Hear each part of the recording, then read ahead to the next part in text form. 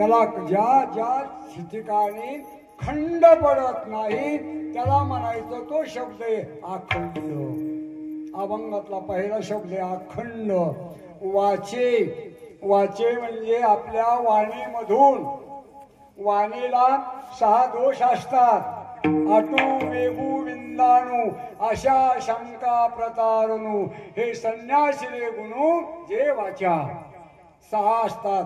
बोलता बोलता बोबडं बोलणं हा एक वाणीचा दोष आहे. अडखळत बोलणं दुसरा दोष आहे. लय बडबड बडबड बोलणं तिसरा दोष आहे. म्हणजे असे आटू वेगू विंदाणू अशा शंका प्रतारणू ह्या वाणीचे दोष आहेत.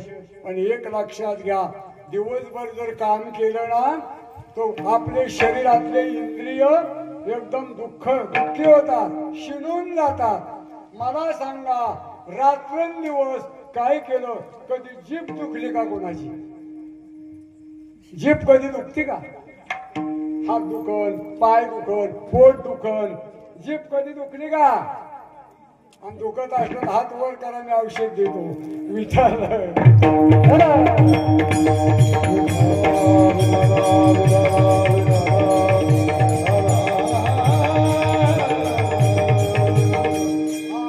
म्हणे आपल्या वाणीमध्ये बरं नेमकं सांगा ना, कोण बोलतं बरं? वाणी सुद्धा जीभ बोलते का होठ बोलतात? असा जर प्रश्न केला तर उत्तर बी कळत नाही लवकर काय द्यायचं. होठ जर बोलत असले आणि जीभ जर थोपवली तर होठ बोलत नाही. बरं नुसती जीभ बाहेर काढली तर बोलावी येत नाही. कोण बोलतं बरं? जीभ बी आहे आणि होठे बी आहेत तरी मुका माणूस होतो, त्याला बोलायला येत नाही. कोण बोलविते? भगवंताचा असणारा जे ब्रह्मरंगामध्ये जो प्रकाश रूपी आत्मा इथं भ्रुकुटीत थांबलेला असतो. बरं कुठं इथं थांबतो म्हणून चांगले हो, आणि 14व्या राईत आत्मा आणून ठेवला होता म्हणून आम्हाला सापडला नाही. तो भ्रुकुटी म्हणतात, ब्रह्मरंग भ्रुकुटी. इथे आत्मा राहतो आणि त्या प्रकाश सुषुप्ना नावाच्या नाडीने इथं येतो. आता आपला कसा मशीन कुठे? तिथं करंट आलाय, आपण बोलतो इथं, मशीन तिथं. तसं इथं ब्रह्मरंग बले लहानसा, तो बल म्हणजे आत्मा एवढे फार लहान आहे. आता तो काय करतो? इथून सुषुप्ना नावाची नाडी इथं जोडली. इथं 4 गडी जागा होते, मन बुद्धी चित्त, 4 जागे झाले. पण करंट इथून आला, आत्मस्वरूपाचा करंट अंतःकरणात येतो. अंतःकरणातून मग इंद्रिय जागे होतात. मग त्या 5 इंद्रिय, ज्ञान इंद्रिय आणि 5 कर्म इंद्रिय, 10 इंद्रियाचा देह होय. आणि ह्या देहामध्ये असणारे ते चैतन्य आहे. आणि म्हणून त्या चैतन्यामुळे आपल्याला बोलता येतं. म्हणून जीभ बोलत नाही आणि होठ बोलत नाही, पण दोन्हीचा संबंध लागला. संबंध म्हणजे कसा? तारफालाची गरज नाही, पण शेंगदाणा पुसतोड असावा ती तारफा. शेतकरी आहेत ना आपण, म्हणजे काय करायचे? अहो पण तारफालाची गरज आहे. शेंगदाणा मोठा उसतो, एकदा शेंगदाणा तुमच्या ताब्यात आला की तारफाल उखाल्यावर त्याची गरज संपली. तसं त्या पद्धतीने एकदा का आपल्या त्या चैतन्याची जोड लागली आधी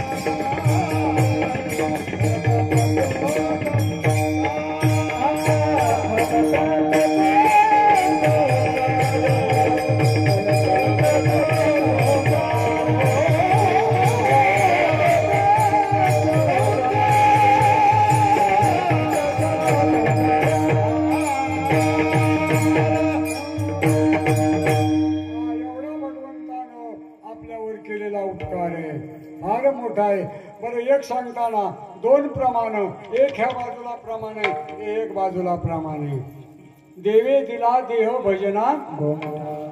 बरं भजनासाठी देवानं देह दिला, गोमट शरीर दिलं. मग देवाने देह दिलाय ना, प्रश्नच नाही. संतांची वाणी देवे दिला देह भजना गोमटा. एका बाजूला असं सांगितलं जेने जीव दिला दान.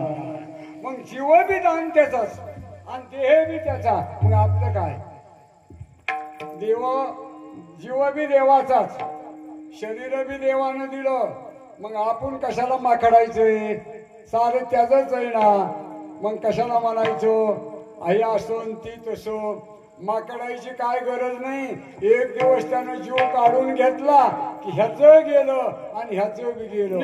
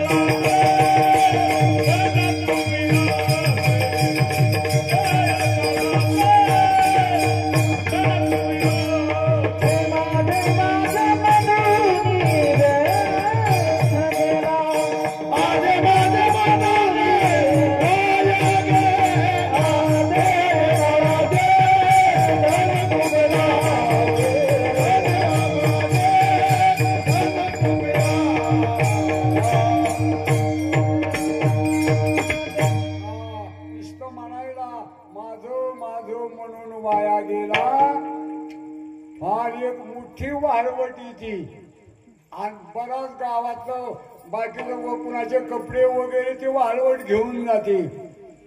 तसं आपण एका वाळवटीत सापडलो. त्या वाळवटीचं नाव आहे माया. तिचं मोठं विघ्न आहे आणि त्या मायेच्या विघ्नामध्ये आपण भ्रमण केलं. माया विघ्ने भ्रमला. त्याच्यामुळं म्हणतो मी म्हणता माझे घरी, हे तो संपत्तीचे वारे साचोकार जाईल. म्हणजे तवाच जाईल. पाण्यावर येणारा बुडबुडा क्षणात फुटतो, तसं तवाच निघून जाईल. बघत बघत सप्ताह उभा केला सुरुवातीला, त्यावेळेला सारं काळे केश होते आबा. आपण पार पांढरे झालो. गेलं साचोकार बुडबुडा, सहज सहज गेलं दिवस निघून. आता गेलं एवढं जाईन का नाही सांगता येत नाही. बरं कोण दिवस येईल कैसा नाही देहाचा. एकनाथ महाराज म्हणले त्याच्यासाठी अखंड वाचे नाम. मग आपण वाचेन ते नाम घेतलं ना, नामच घ्यायचे फक्त. आणि काय नाही कुठेही घ्या, काळ वेळ नाम उच्चारिता नाही. काय नाही लागत त्याला, काय नाही वेळ नाही, काय नाही लागत. काम करता करता कामामध्ये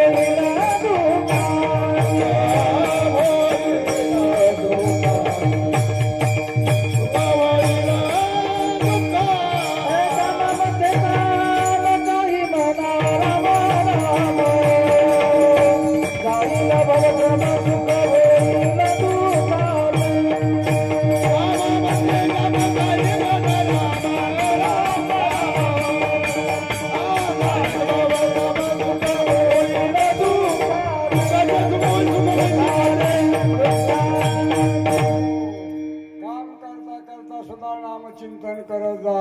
कामामध्ये काम, काही म्हणा राम राम. जरी बाकीचं बोलायचं असलं कुणी हाक मारली तर तेवढ्या पुरतं बोला काही, पण पुन्हा आणखी राम रामाला जाग्यावर या. त्याला म्हणायचं अखंड वाचे नाम. आणि एवढं जर ठेवलं जवळ तर आपल्याकडं आपला घात करणारे दोन शत्रू आहेत. ते शत्रू म्हणजे एकाचं नाव आहे काम, एकाचं नाव आहे क्रोध. हे सापेत मोठालं. तिसऱ्या अध्यायामध्ये त्यांचं प्रमाण आले. हे ज्ञाननिधीचे भुजंग, विषय दरीचे वाग, भजन मार्गीचे मांग मारुतजी. पुन्हा काय केलं या दोघांनं? काय आपल्या जवळचं साध्वी शांती नागविली. शांती नावाची बाई आपल्या हृदयामध्ये आणि शांत एका बाजूला. ह्या भडव्यानं तिच्या अंगावरचं वस्त्र लुटलं का? शांती साध्वी, शांती नागविली, मग माया मांगणी शृंगारिली, आणि ते करवी विटाळविली साधुरुंदे. हे घातके काम, क्रोध, मद, मच्छर यांनी आपला नाश केला. नाही तर तुम्ही सुद्धा ब्रह्ममूर्ती आहेत. अहो जे देव आले ना अवताराला, त्यांचा जो प्रकाश आहे ना तोच आपल्या हृदयात आहे.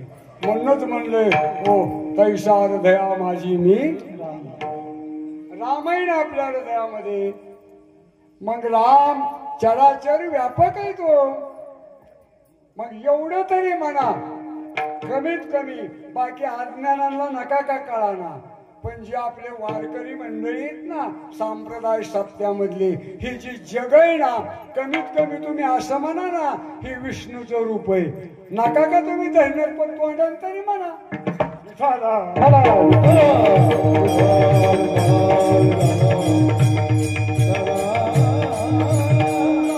एवढी जर भावना ठेवली ना तर काय सांगावं तुम्हाला, देव तुमचा गुलाम होईल.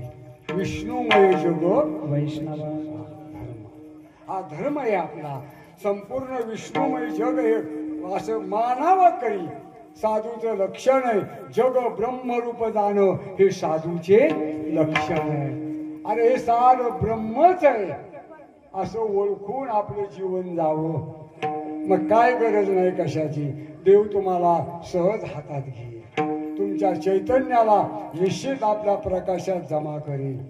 मग अखंड नामचिंतन करायचं कशासाठी?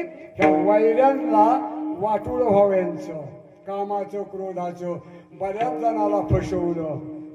बरं ती गरीबाला फसवते असं नाही, मोठ्या मोठ्यांना बी फसवलं. बरं कमीत कमी माझं तरी असं मत आहे, आज्ञाने फसले उलशी तर फसू द्या, पण चांगले जाणकारे जाणणारे बुद्धिमान सुद्धा पाराशरासारखा ऋषी नौकेमध्ये एका ठोक्यास पाळला काम क्रोधाने. विठाला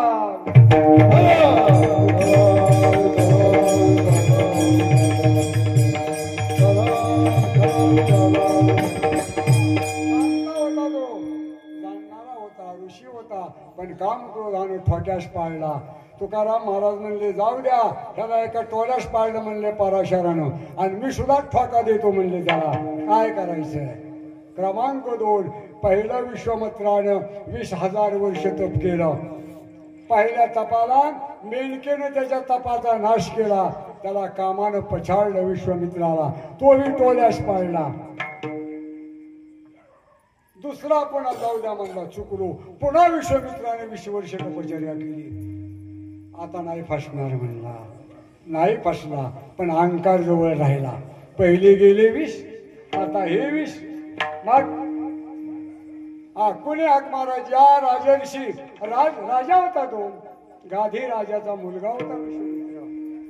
म्हणजे राजर्षी, आणि दुसऱ्यांना म्हणायचे ब्रह्म ऋषी. याला रागच यायचा, म्हणजे काम हुकला पण रागाने गाठलं. हा बरं म्हणला, यांना ब्रह्म ऋषी म्हणते. वशिष्ठ, कौंडन्य या बाकीच्या ऋषींना ब्रह्म ऋषी. मला राजर्षी का? त्यानं विचारलं वशिष्ठाला, अहो मला तू ब्रह्म ऋषी म्हण. तू म्हणला मी नाही म्हणणार. नाही म्हणणार का? नाही म्हणणार. तू अगोदर म्हण.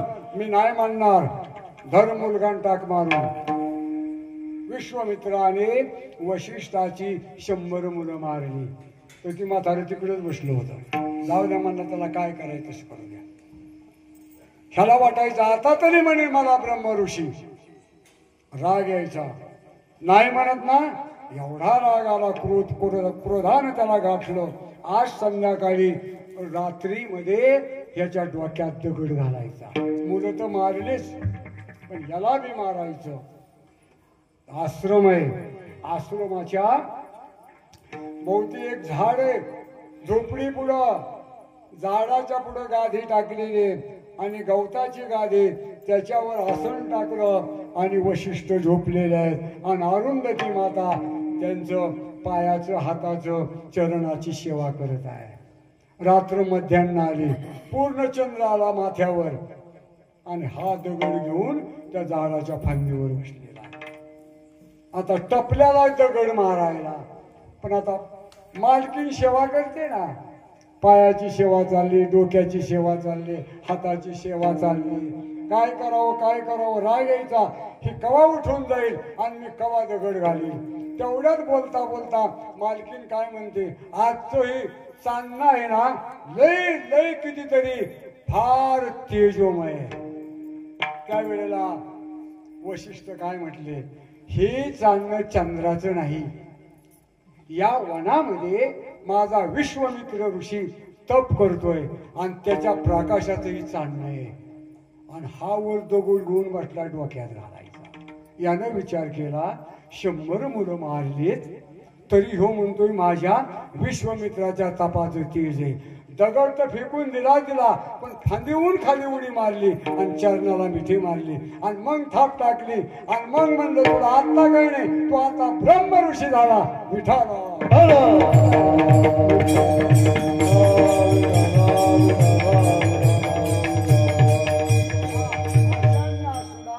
या काम क्रोधानं फसवलं, म्हणून अखंड वाचे नाम तया न बाधी. म्हणून हे काम क्रोध आपल्याला बाधू नयेत, म्हणून त्याला विश्वर चरणाकडे यायचं. मोठे डोंगर आहेत, काम क्रोध आड पडले पर्वत, राहिला अनंत पलीकडे, मोठी दरडी आणि देव पलीकडे. त्या डोंगराच्या कामरूपी क्रोधरूपी नावाचे पर्वत आहेत. 33 कोटी देवाचा राजा इंद्र बिनविरोध पंतप्रधान, त्याची घरं पाहिली ना, अखंड अमरावती सोन्याची. त्याची पालखी पाहिली तर रत्न, त्याच्या शेतातलं बागायत पाहिलं, आपल्यावानी नव्हतं ती, कल्पतरूच्या रांगा होत्या. आपल्याकडे सारी जर्सीच गुरे झोपड्यांनी पत्र्यांनी, त्याच्याकडे कामधेनूची खिल्लारी होती.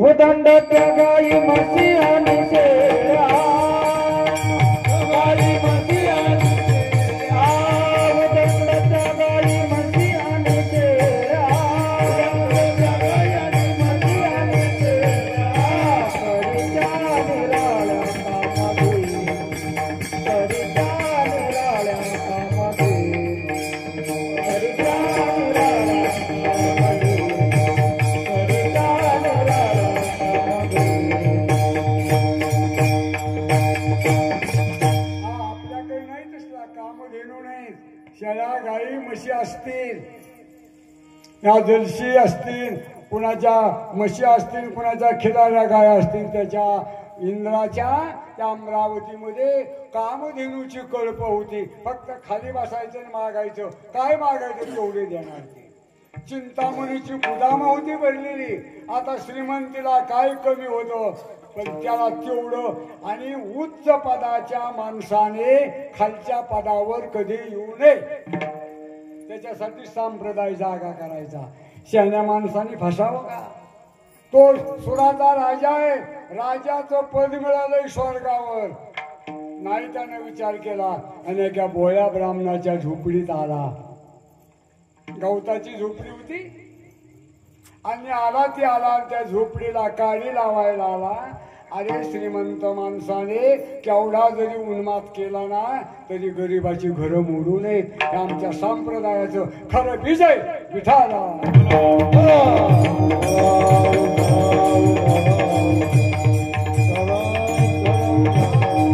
एकच कारण आहे, काम क्रोध.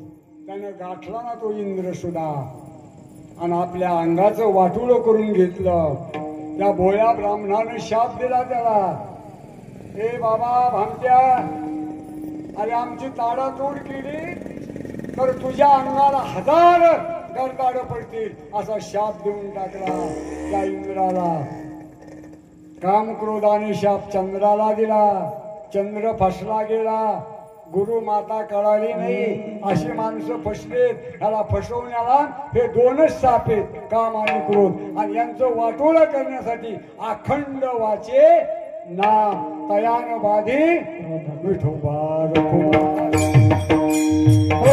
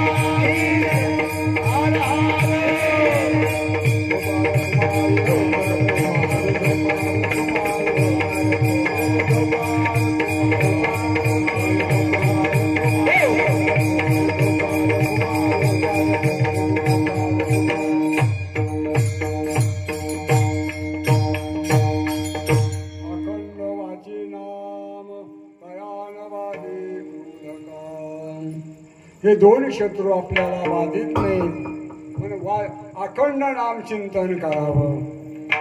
नाथ बाबा म्हणले आमच्या आयुष्यामध्ये आम्ही असंच नामचिंतन केलं तर काळ आमच्या ताब्यामध्ये आला, काम क्रोध तर आमच्याकडे आलेच नाही, म्हणून त्यांना राग नाही कधी आला. एक फकीर आला गावामध्ये, पैठण गावामध्ये, आणि आपले चांडाळ चौकडे 4-2 त्या पहाडावर होती. हा एक फकीर गेला आणि त्यानं सांगितलं 200 रुपयाची गरज आहे. काय करावं, अडचण आली. मग 200 रुपयाची गरज आहे. ते चांडाळ चौकडे म्हणले अरे बाबा तुला 200 रुपये आम्ही देतो, पण एक काम करायचं, ते एकनाथाचं घर आहे ना त्याला फक्त राग आणायचा, तुला 200 रुपये देऊ आम्ही. 50-50 उभं झालं. जा म्हणले तो घरे. तो म्हणला किती सोपं आहे, मग जा ना म्हणले, फक्त राग आणत्या नाथबाबांना. हा फेला वाटलं बरं झालं, 50-50 रुपये मिळतील, आपलं काम होईल. लोक म्हणले हा वाडा आहे. तो फकीर सहज चलत चलत गेला. नाथबाबांची पूजा चालू होती.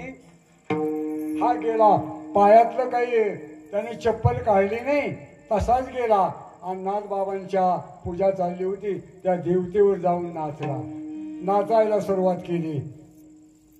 आता नाचता नाचता नाथबाबा म्हणले अहो तुम्हाला त्रास होईल.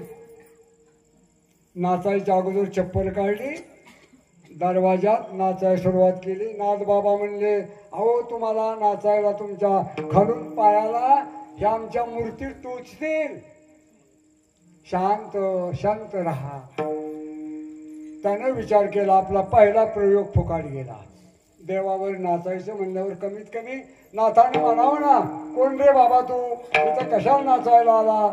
एवढं नाही, ते म्हणलं तुमच्याच पायाला रुततील आमच्या मूर्ती. म्हणला राग पहिला प्रयोग संपला, आता दुसरा प्रयोग. दुपारपर्यंत थांबला. नाथबाबा म्हणले आता तुम्ही जेवण करून जा. पोळ्याचा स्वयंपाक चालू आहे. पोळ्याचा स्वयंपाक चालू आहे, पात्र वाहिलेली. गिरजाबाई आल्या आणि दोघांसमोर पात्र ठेवले जेवायला.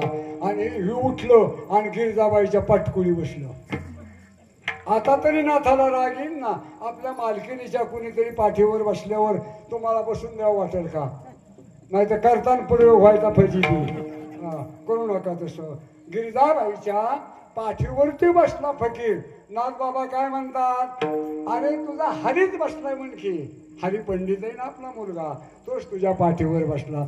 गिरजाबाई बोलल्या नाहीत. दोन्ही प्रयोग फेल गेले. तो फकीर यांच्याकडे आला, नाही जमलं म्हणला. म्हणजे नाथाला राग आणायसाठी अत्यंत प्रयत्न केले, पण नाही त्यांना राग आला. कारण काम क्रोध हे संताकडे नसतात, म्हणून काय त्यांच्या मुठीत असतो. काम क्रोध लोभ निमाले काही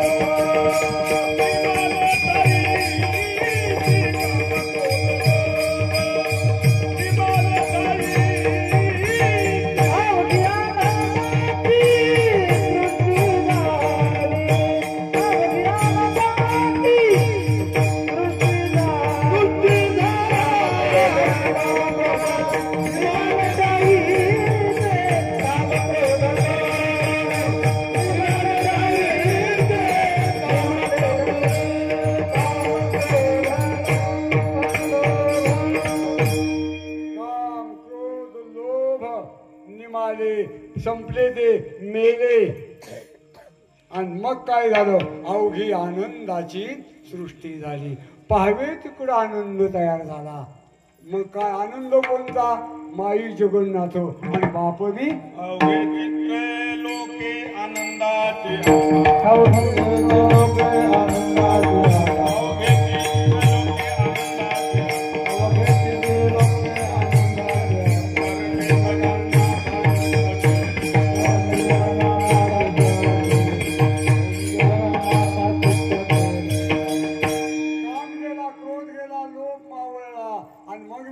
नाथा. अरे नेमकं काय, जनार्दन स्वामी म्हणले. मग त्यांनी उत्तर दिलं, मला एवढा परिणाम झाला, अवघे चित्र लोके आनंदले.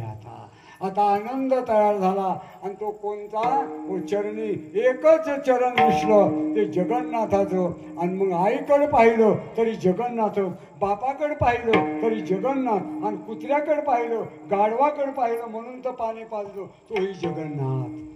सृष्टी मला जगन्नाथ दिसली. ही नाथबाबांच्या हातामध्ये काळ होता.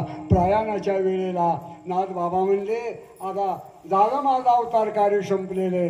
गाव राहिलेलं रामायण गावोबाला सांगितलं, निम उत्तर विद्यकाळ निम आणि उत्तरकाळ लिहून दे आमचा गावोबा. पोळ्या खाणारा काही कळतो नव्हतं, काही आलं नाही. गावोबा नुसता पोळी कधी मिळन ह्या आशाने नाथाच्या दरवाज्यात राहायचा, जाळलोट काम करायचा. पण संतांची